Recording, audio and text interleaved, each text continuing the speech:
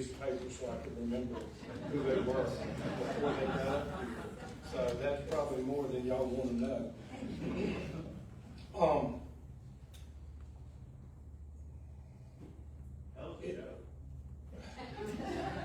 Probate court.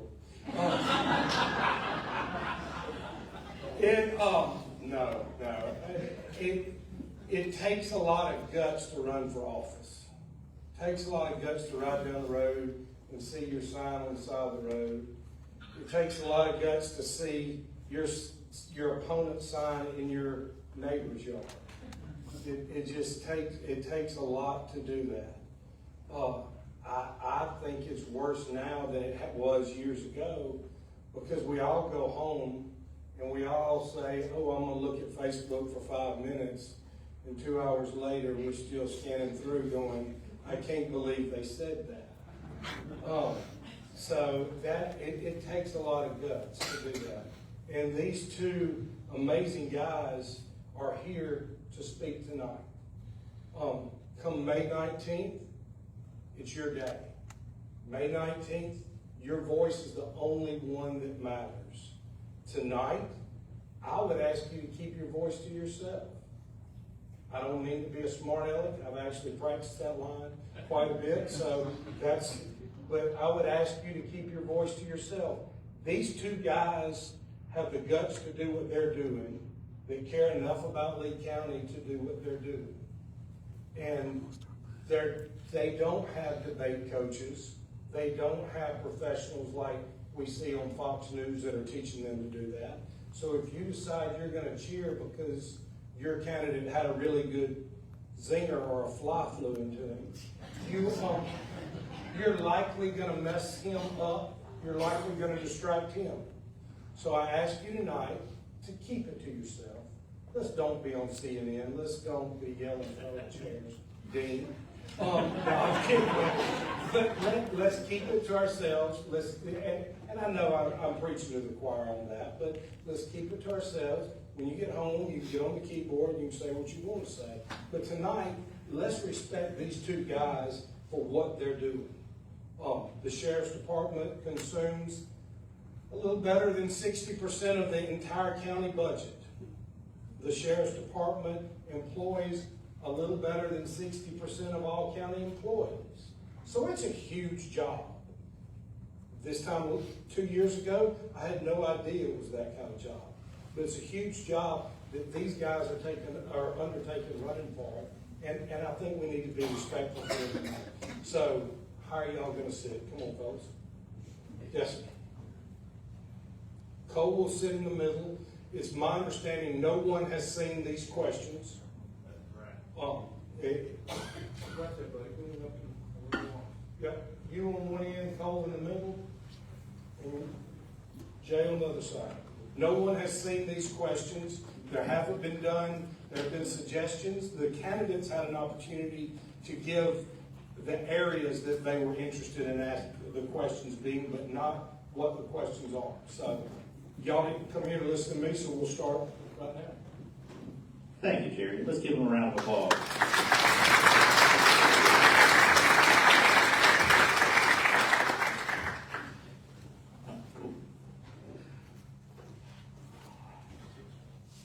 I'm going to sit because we'll be here in a minute.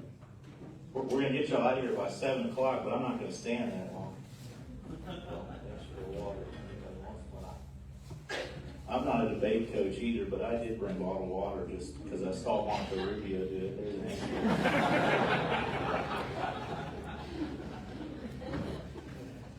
All right. Well, welcome to the Lee County Republican Club again. This is our April meeting, and as far as I know, it's the first forum between these two gentlemen. As Jerry said, there's not a bad choice up here. Both of these guys are great Republican guys. They both have a vision for Lee County. And it's up to y'all tonight to come in and hear what their platforms are and what they're running for. And I hope, as he said, you'll be respectful of that. Nobody has seen these questions. I know that probably makes a lot of people, particularly my wife, very nervous, since I'm the one that came up with them. But we'll go ahead and get started. So the way it's going to work, gentlemen, is we'll have 8 questions, and then question 9 will be closing statements. Each candidate will have 2 minutes each to respond to each question. Jonathan right here will hold up a yellow card when there's 30 seconds left, and a red card once that 2 minutes is up.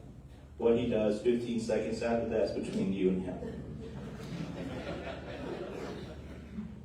We'll have 3 minutes for the closing statement, so it'll be a little longer on that. So we'll go ahead and get started. As Jerry said, we asked both candidates and also members of our club to submit questions, and so I chose from those questions. So we'll go ahead and get started. And we're going to kind of start strong. I have labeled these questions, and I titled this one, The Elephant in the Room. Mr. Hunt, late last year, you informed Sheriff Jones that you were planning to run against him while you were working as a deputy for the Lee County Sheriff's Office. I know this has been a major campaign issue, and I wanted you to hear directly from both candidates. After some discussion, Sheriff Jones stated that he would probably terminate your employment with the Sheriff's Office. Do you believe that was the best approach to the situation? And if elected, what would be your specific policies regarding deputies' rights to engage in political activities and be able to run for office? And how would you ensure those policies don't interfere with the professional execution of public safety? We'll talk about starting off with the elephant in the room. So, that is correct. I'll say this. Leading up to my decision to run for office, there was a great deal of discussion with my wife and family. A great deal of prayer went into it. It wasn't a decision that was made on a whim. So I'm running because I truly believe that the Lord called me to do this. And when He calls, you commit. And when I committed to my decision to run, I scheduled a one-on-one meeting with Sheriff Jones as a professional courtesy so I could share my intentions to run with him before anything was announced or anything was public. And just like I told you, when we went in the meeting, I told Sheriff Jones this is something that I'm feeling called to do. He asked me if I consider waiting until the end of the next term instead of being an open seat to be an easier race. And I told him, yes, sir, I have considered that. But like I said, it's something I'm feeling called to do, and I'm feeling called to do it now. Sheriff asked me if I was confident in that decision, and I told him that I was. At which point he said that he has no choice but to let me go. The meeting started at 9 a.m. At 9:10, I was walking out of the sheriff's office to call my wife to tell her that he had fired me. In retrospect, there's definitely more professional ways it could have been handled. I could have been offered the ability to resign or been put on a leave of absence. Sheriff Jones stated, in a public statement afterwards that his decision was based, it was a public safety issue because it would cause dissension among the ranks and therefore become a public safety hazard. Well, I'm sure you can all tell the way that things went down caused a lot more dissension than anything. So going forward, as if I was the sheriff and I had one of my deputies felt the need that they were going to step up and challenge me in a race, it's the way the system's designed to work. Going into that meeting, I thought it would fall somewhere between, I respect your decision, this is where we need to go moving forward, may the best man win, to the opposite end of that spectrum, kind of the way things went down. But getting back to my point, if one of my deputies said that they wanted to run against me, I would respect that decision. I would allow them. Okay, ready. Thank you. Sheriff Jones, do you believe that terminating Mr. Hunt's employment was the best course of action once he had informed you of his intent to run against you? Why and what specific issues or circumstances led you to make that decision? Well, the Office of Sheriff has a unique relationship between the sheriff and a deputy sheriff. There is no other agency, no other law enforcement operation in the world, quite frankly, that has that same relationship, and that is simply this. The deputy sheriff, a deputy sheriff, is the alter ego of the sheriff. In other words, if the sheriff isn't physically present, then that deputy is the sheriff at that point in time. His decisions are as if the sheriff were standing there. And this is not just something from history, this is in the Alabama Constitution as part of the duties of sheriff. And as a result of that, it simply would have been untenable to have my opponent, remain as part of the sheriff's office, because everyone, I think, would agree the success of a unit in regard to a mission is basically regarding the unity of the team. That team has to be united. That team has to work as one unit. It doesn't matter if it's military, it doesn't matter if it's a sports team, it doesn't matter if it's a corporation, and certainly it applies to the office of sheriff. The particular day that this took place, my opponent had the opportunity to resign. That was never off the table. Could easily have been done. I don't think, as he indicated, that it was an overnight decision. Much prayer and family conversation, I'm sure, went into it. But I don't think that that was decided the night before the call that I got to have a meeting was made. And certainly, I would never take the offer of a resignation off the table. But in this particular case, the way that it unfolded was that simply informed and did not want to consider any other option at that point in time. And that was the result. But again, it's all about unity. It's all about the mission to the public. Thank you both. Moving on, our next question is on constitutional carry and deputy welfare. As both of you are aware, Alabama has recently become a constitutional carry state. The laws regarding firearms have shifted recently. And we'll start with Sheriff Jones with this question. How has the removal of the concealed carry permit affected the department? And have you had to, or would you make changes in your approach to deputy safety during routine traffic stops? And how do you balance that deputy safety while also protecting the Second Amendment rights of citizens? That's a long question. 2 minutes. Okay, so in regard to the fact that in 2022, the legislature put legislation through that eliminated the requirement for a concealed carry permit to carry a weapon. That was after much concern from public safety. 64 of the sheriffs, besides myself, police chiefs, district attorneys, all law enforcement officials were really concerned about the fact that a law was being taken away off the books that helped us to protect our citizens in our county.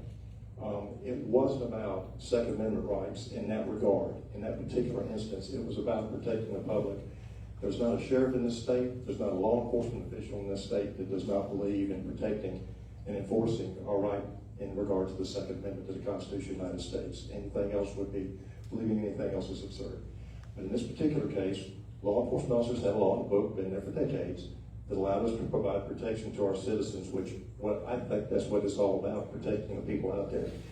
And I know in our particular case, in my personal knowledge, there was an evening when a lady and her children were saved because that law was on the books. Now, if you think that it's not a good idea to believe in a law that protects women and children in this particular case, then so be it. But in my opinion, it's all about keeping the public safe. That's our job. That's what sheriffs do. That's what our mission is.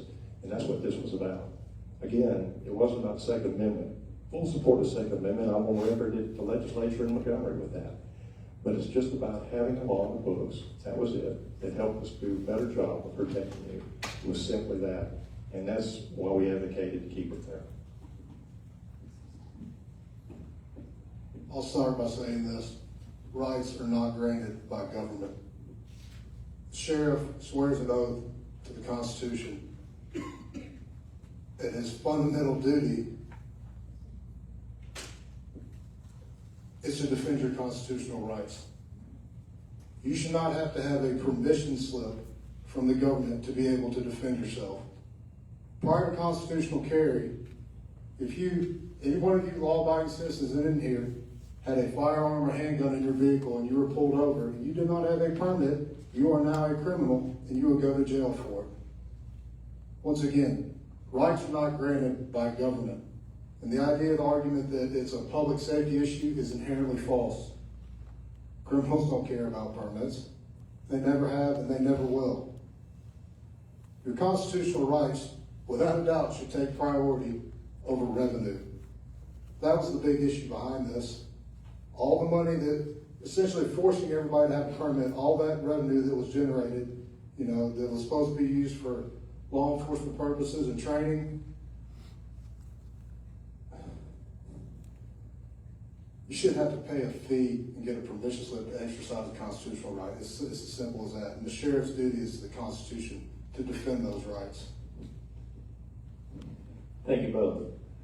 Question number 3 is about fentanyl and the opioid crisis in the United States.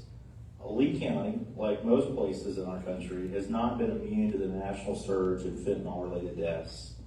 Beyond a traditional drug bust, what proactive partnerships, tactics, or investigative units are you implementing or will you implement as sheriff to stop the distribution of opioids and other dangerous drugs in Lee County? Mr. Hunt, we'll start with you. That's a great question. So I see personally there's twofold. There's two major issues, public safety issues facing Lee County, and narcotics is one of those. Something I'm very passionate about and I've been very vocal about. In order to effectively combat those, that takes good working relationships, partnerships, not only with other local agencies, but state and federal agencies. Because when you're doing nothing more than arresting and targeting, your low-level street dealers and your end users, that's nothing but an endless cycle and nothing ever happens. So you have to have those partnerships all the way up to the federal agency where you combine those resources, all that intelligence, and you're targeting the ones that are bringing serious quantities of poison into our communities. A lot of people don't realize until it affects you, but Lee County is kind of where all roads meet. You got 85 running through here, and Montgomery, Atlanta, Columbus, Birmingham. These are all major trafficking corridors, not only for narcotics, but human trafficking as well. There's no reason why we shouldn't have deputies on federal task forces. We should have our own task force that their sole duty is getting out there and hunting down these criminals that bring the poison into our communities. And I agree. We're in the transportation crossroads. We have a lot of traffic coming through Lee County. Lee County is growing. And relationships with our federal partners, the Drug Enforcement Administration in particular, working together with them and our sister agencies here in Lee County, not only working for the fentanyl issues, but for human trafficking as well, working with support agencies that are nonprofits that are advocating for more information to the public about educating people about human trafficking issues. Very, very important. We have deputies we've had deputy on the task force with the DEA. We're in the process of cycling another deputy onto the DEA task force.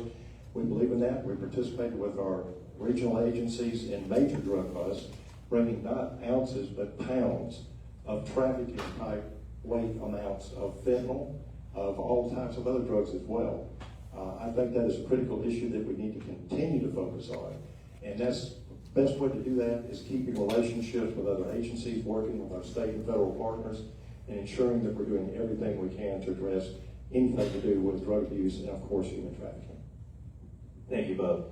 And that leads us perfectly into the next question, which is about interagency partnership. The state legislature, wherever they are out there, I see one of them, has been having a few conversations lately around proposed legislation that may grant local law enforcement expanded authority to partner with federal agencies like DHS and other federal agencies like that. Sheriff Jones, we'll start with you. What strategic partnerships is the Lee County Sheriff's Office currently participating in, or what agencies and experiences would you propose to partner with? How will or how do those partnerships and those specific contacts keep Lee County safe? We do have great relationships with our federal partners, particularly with ICE enforcement and also with DHS, and that ties in with FBI and the other alphabet letter agencies that are involved in federal law enforcement. We have a very good working relationship in regard to individuals that are identified as those that are in the country illegally, particularly in the Lee County area. If they commit a crime and they're identified as an individual that is illegally in the United States, they don't stay here long. We're in direct contact with our partners with ICE and Montgomery to the tune of last year, nearly 300 individuals were arrested and were in ICE custody after being in the jail here in Lee County. I think today we currently have 26 that we're holding for the federal agencies as I speak. And that's something that, again, focusing on those relationships, focusing on everything we can do to work together to address the current issues. And quite frankly, it takes y'all as well. The support that we receive and the information that we get, we act on it. And we do what we can to ensure that our communities are safe, especially from the individuals that are not in this country the way they should be. I'll say this, so there's 37 sheriff's offices in the state of Alabama that are currently part of ICE's 287G program. For those of you who aren't familiar, it's essentially a federal program that gives local agencies and sheriff's offices the training and the ability to enforce federal immigration law. Lee County is not one of those. We have a very, very large legal alien population here. There's no reason we shouldn't be taking full advantage of that program and cleaning out our community. But kind of pivot from that, one of the things I'm most passionate about, and I've been very vocal about, is protecting our children. We need to have a task force, get our federal partners involved, whether it's Homeland Security, the FBI, and start. Essentially what I want to do is I want to start a unit within the Sheriff's Office dedicated to crimes against children. They're our most precious resource. And essentially what they do, law enforcement is 90% reactive by nature. So when these reports come in, they work those cases through. But there's also a lot more proactive things we can do to get out there and catch these predators before a child is ever victimized. Specifically, internet crimes against children. The internet is a great thing, but it has a very, very dark side to it. And it is a breeding ground for predators and those who seek to prey upon and exploit our children. The greatest lie the devil ever told is convincing people that he doesn't exist. Well, I'm here to tell you evil is real, and it's all around you. And most people are unaware of that until it affects them at some point. But in order to effectively do that, that's going to take partnerships with our federal agencies. We can combine resources, and we can hunt down these predators before any of our children are ever victimized. Thank you both. Leading into that, something we touched on briefly is Lee County is growing. Many of you may have seen that. The traffic's a little heavier here. Lee County is one of the fastest growing counties in the state of Alabama. Particularly Auburn has been voted one of the best places to live by numerous magazines. Shout out to Mayor Ron Anders. Smith Station is one of the fastest growing rural communities out there. Shout out to Mayor Cooley as well. Those are all good problems to have. It's a safe place. It's a good place. We have excellent school systems. It's a place people want to move their families to. But with that brings different opportunities for crime to grow and different growing pains, you might say, as the county continues to expand so rapidly. So Mr. Hunt, we'll start with you. The question is, how would you adjust patrol routes and response times to keep pace with the expansion of Lee County without significantly increasing the tax burden on residents? And what type of strategic cooperations with the Opelika Police Department and the Auburn Police Department does the Sheriff's Office currently have, or would you like to see implemented? That's a great question. So for those who may not be familiar, the law enforcement side, Lee County is broken up into three sectors. Smith Station in its own area. You have the north end, which is kind of north of 280, the Beulah Valley, Casita area. And then you have Southwest. Now, Southwest includes Auburn and Opelika. Within those municipalities, they answer call for services. However, the Sheriff's Office still has jurisdiction. Well, the Southwest sector goes all the way from Highway 80 all the way up to Waverly, all the way out to Lochapoka, and it covers the majority of Salem. It's a huge area. At any given time with a fully staffed patrol shift, you may have 2 deputies cover that entire area, 2, maybe 3 in Smith Station, and 1 or 2 in the north end. Lee County is growing. The Sheriff's Office has to grow with it. We need more people. We need better deputies. So, like I said, that's a huge area to cover. And in order to fix that, it's going to take hiring more people. Well, in order to do that, we need to start actively recruiting. There's no active recruiting efforts. Essentially now, the deputies that are hired, they're hiring from a pool of people that just happen to apply. We're 30 minutes from Fort Benning. There's people getting out of the military every day. That doesn't mean they're all going to be great, but that's a great pool of people to recruit from to start with. And when you're running up with numbers like this, especially on the day shift side of things, you're more reactive. You got more people, that gives you the ability to be more proactive and get out there and stop these crimes before they happen. The way that the patrol shifts are organized and the way that we allocate our resources to the areas of the county is based upon calls for service and a model that we look at, a formula that the more populated areas generally going to receive more calls, and deputies are allocated appropriately to those populated areas.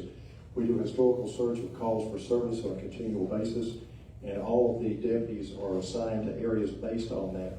There are large areas of the county, but they're sparsely populated. The calls for service just aren't as high. We concentrate our units in the areas where we receive the highest ratio of calls for service. One of the things that we also do is try to hold our standards very high in recruiting. I know that you would expect us to put the best people out there as deputy sheriffs to enforce the law and protect you.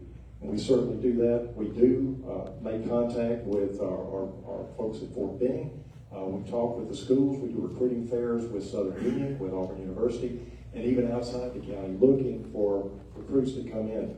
But we're very selective. If we get a group of 20 people, maybe one will make it. And that's the difficult problem that we face. To get what we need, to get the deputies out there, the people that we have to be enough to have on our shifts. But we're not lowering our standards. I've seen standards lowered in other areas, and when you lower your standards, you're asking for trouble. And that's why we are very, very adamant about ensuring that we're getting the best people, professionals, that have a heart for service and want to serve and put others before themselves. Thank you both. And along that same topic, as we talked about, education is another large reason many people move here. Both the Lee County school system and the Auburn Opelika school system has seen rapid growth over the last decade. With that rapid growth, school safety is a top priority for parents. Everybody wants to think to themselves that the things we see in the news always happen somewhere else, right? It's always going to be anybody but here, anywhere but here. But lingering in the back of the mind is my child safe when they go to school? So Sheriff Jones, we'll start with you. How do you plan to enhance the school resource officer? Good evening, library patrons. The time is currently 6:45. You can pause that timer. Collections and if you're near a checkout kiosk or department circulation desk, where a staff member will be happy to assist you. Sheriff Nelson, did you do that? From at 8:30.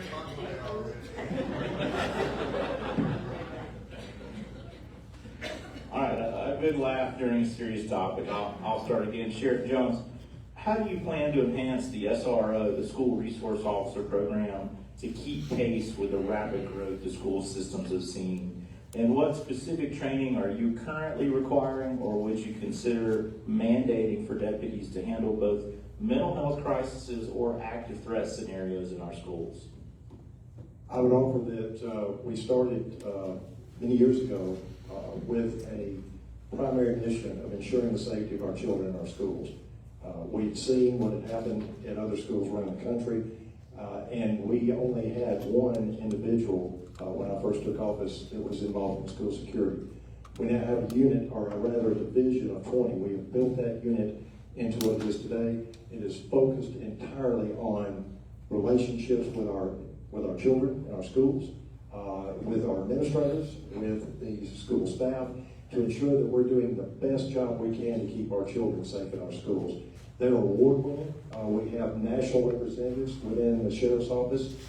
Other offices around the country, other states come to us to see how we're doing it. Where we had a school in Beauregard Elementary, who recently won one of the Attorney General's Awards for Safe Schools Awards. That doesn't just happen.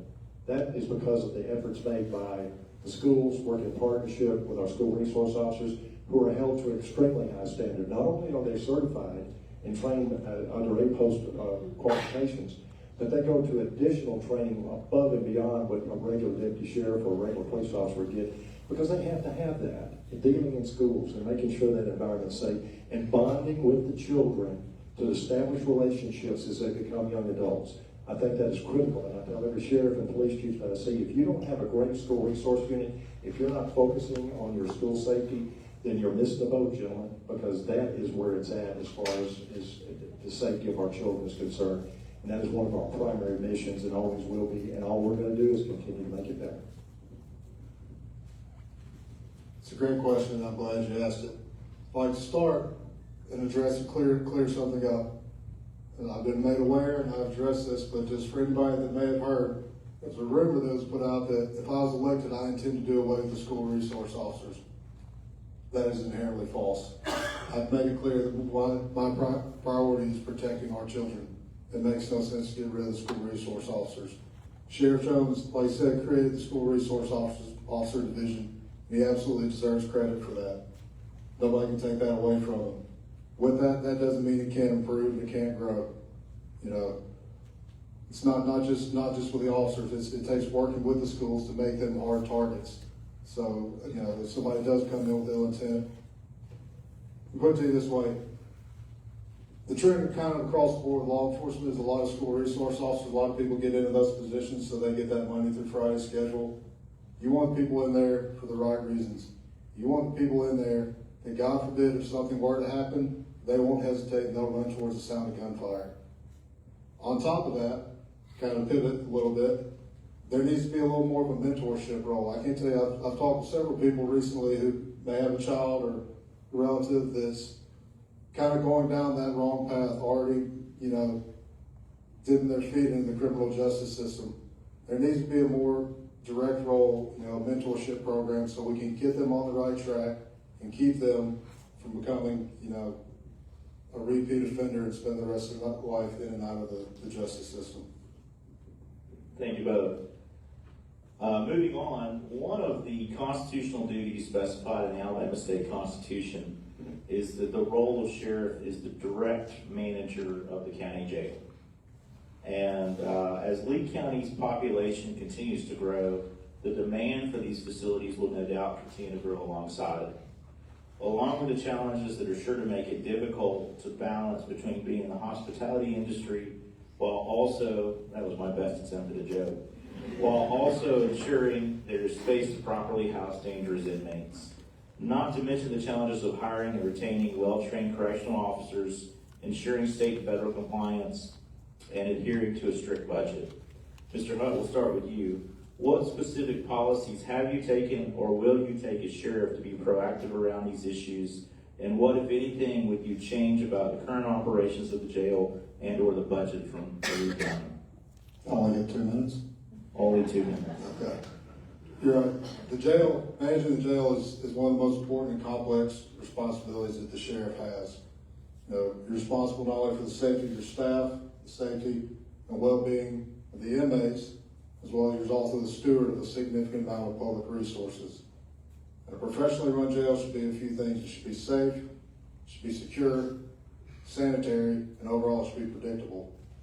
Well, as safety, it starts with staffing. You gotta hire the right people that are there to do the job for the right reasons. You have to train them, and you have to supervise them. If there's a lapse, or you're lacking in any of those areas, that's when you're gonna have issues with things such as excessive use of force incidents, staff misconduct, narcotics and other contraband making their way into an otherwise secure facility.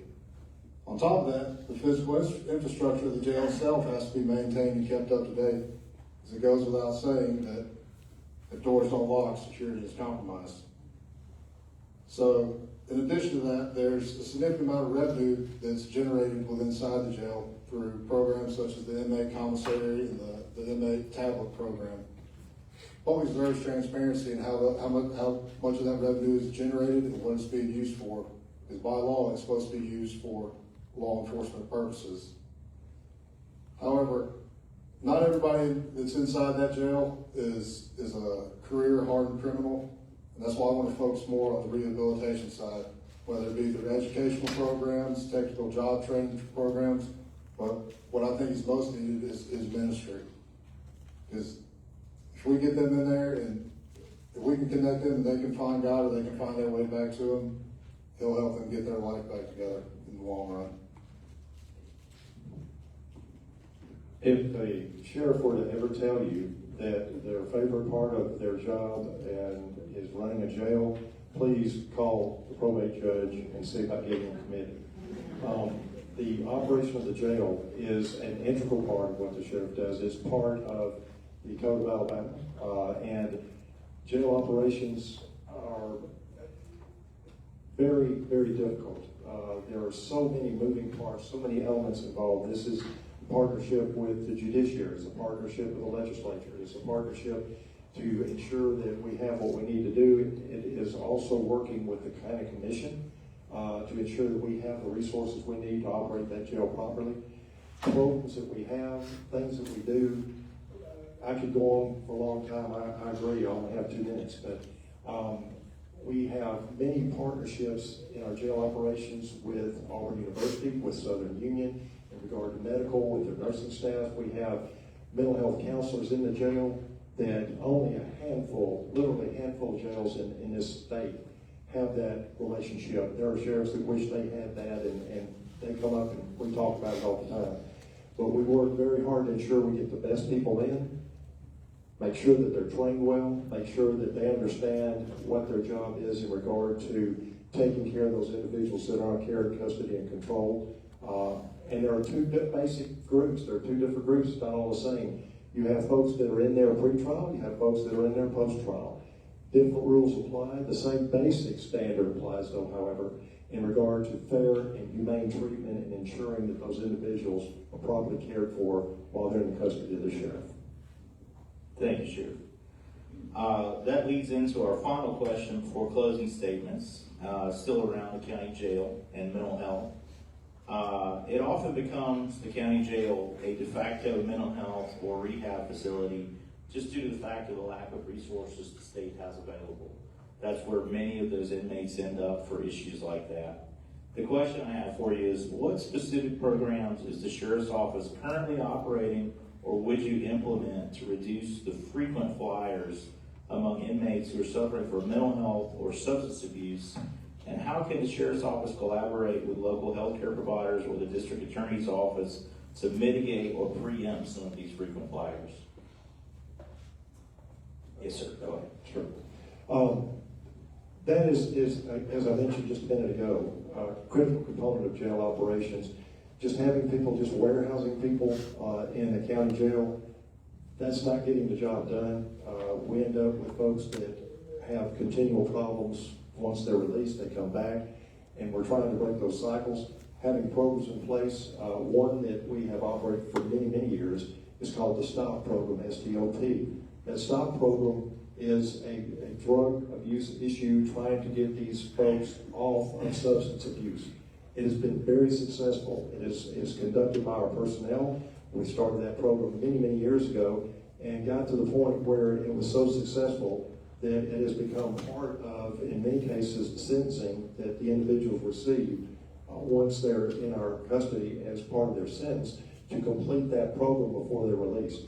That has been conducted by our staff, by our mental health professionals, which I referenced a minute ago, which gives me another point to make in regard to how we deal with individuals that come in and present to us with mental health issues. We have a staff that will work with them, will assess them, will get them in contact with the people that need treatment, psychiatrists, psychologists. We have contract basis for those. We work, of course, with the city's inmates as well to ensure that we're doing everything we can to get these individuals the help that they need. It's not easy, and jails have become a default mental health treatment center. But a lot of jails around the state working very hard to do the best they can. But here in Lee County, we're very fortunate to have programs in place and have people that know what they're doing and are able to address the issues that we have and hopefully expand these programs as time goes by. It's kind of what I was getting into with my last answer.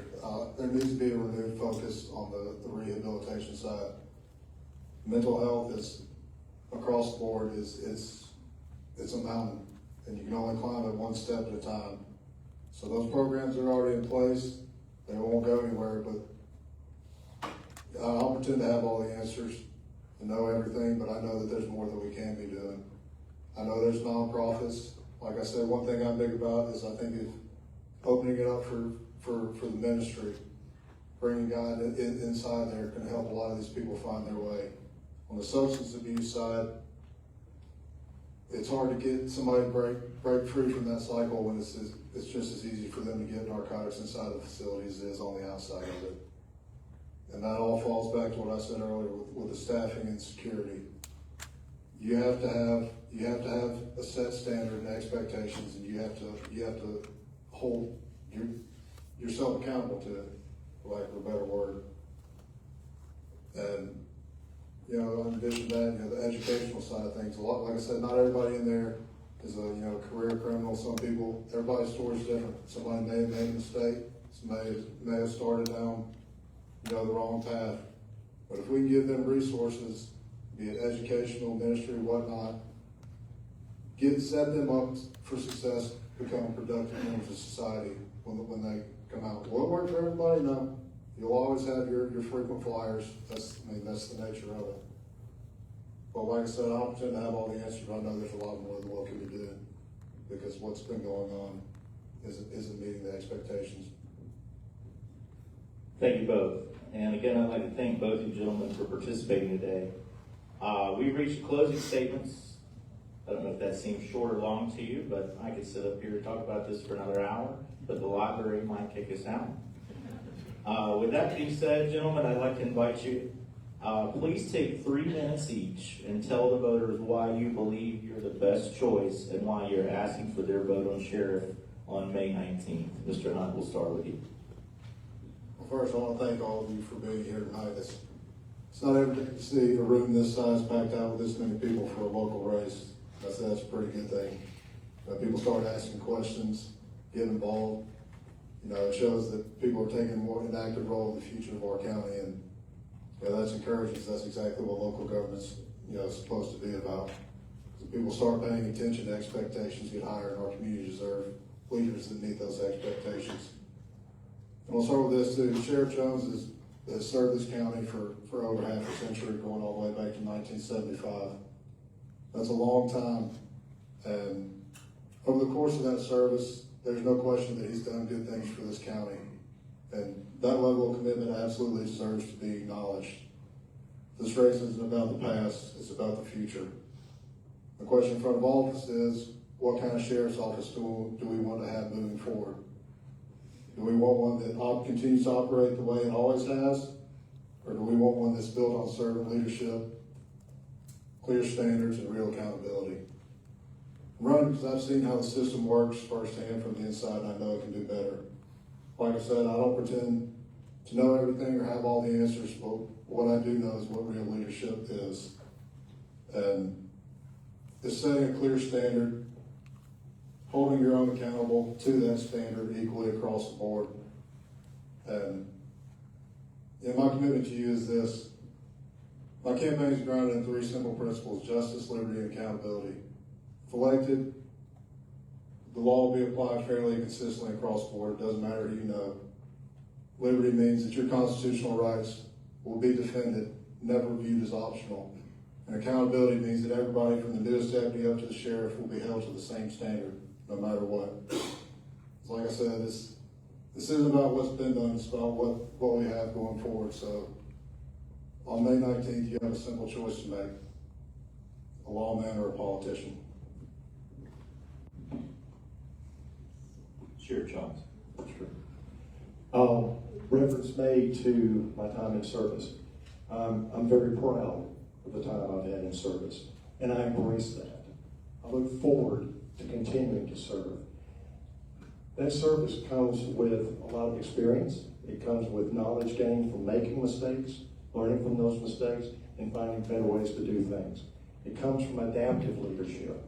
Not only servant leadership, which is critical, of course, but adaptive leadership that can see the issues that are coming down the road, has a vision to look at and predict, in a predictive way, futuristic types of elements that we're going to be dealing with in law enforcement. This culture is changing faster, exponentially faster in our society, and keeping up with it is a critical issue. And that's what I've been doing, and that's what I will continue to do. Getting the people in place to do the job the right people, the people that have the knowledge, and most importantly, the people that have the heart for service. That to me means more than anything. If we have someone come to our office and wants to go to work and just get a paycheck, not going to happen, folks. It's about service. It's about service to you. It's about what is important to you. It's about freedom. And it's about safety. Our military keeps us free. Our public safety servants keep us safe. And I think that at the end of the day, the most important thing out there is you want to be safe in your home. You want to be safe in your community. You want to be able to choose the church you go to. You want to be able to bring your kids up in schools that are excellent, that we have in our area. And it's the sheriff's job to ensure working with the partners, working, establishing relationships, being open, accountable, and transparent, and letting people know what's going on, to make sure that you're getting the best service that we can possibly provide, and having professionals out there. That's what it matters. Having a safe community, providing for your safety, and ensuring that you're able to work, live, and play in a wonderful county that people can't wait to get to, apparently, because of the way it's growing. That happens for a reason. People are coming here and all these publications are saying, hey, Lee County's a great place to go. Well, you know why? We got great schools. We got great economic opportunities. And we have great safety in this county. People feel safe. And that's what the job's all about. And that's what you'll have if you allow me to continue as your sheriff. I am so proud to have served. I'm humbled by all the support that I've had through the years. And I assure you that each and every one of you will get the service in a professional manner you deserve if you'll vote Jay Jones on May 19th. Thank you. Thank you, Sheriff John. Let's give both of these gentlemen a round of applause.